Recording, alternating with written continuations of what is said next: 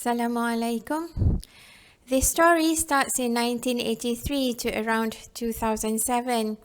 The early life of Dara Taylor and Grace Perry couldn't be more different.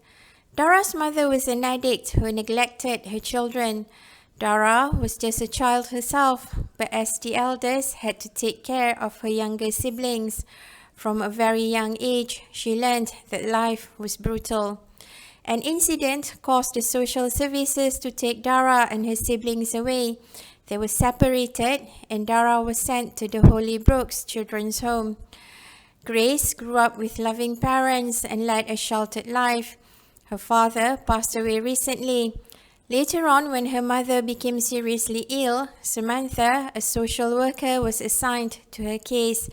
Samantha wanted to find a next of kin who could take her, but she was overruled by her boss, who decided to send Grace to Holy Brooks.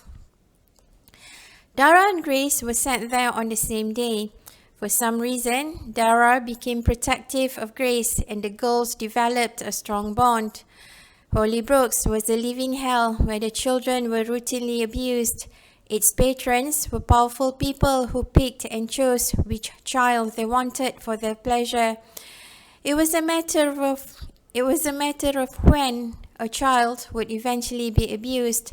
Some of the children they took never returned.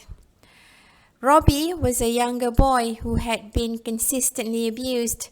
Grace and Robbie reminded Dara of her younger siblings, and she did her best to protect them under impossible circumstances. She became their pillar of strength. When Grace became pregnant, she had to make a difficult decision, one that would require her to betray Grace's trust in order to protect Grace and her baby. Dara, Grace, and Robbie eventually escaped Holy Brooks, but Robbie could not escape the trauma of the abuse he endured. That trauma dictated the course of his life. The author addresses child abuse in another novel, Broken. But this novel highlights the issue from another perspective.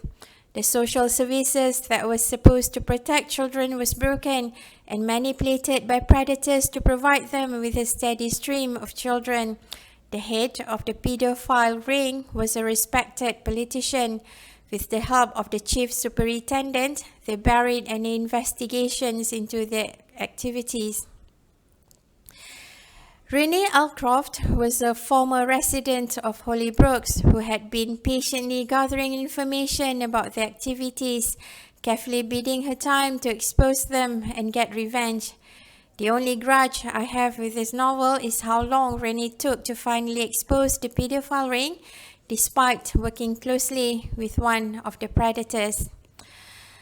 What I found most disturbing about this novel is knowing that it is not pure fiction.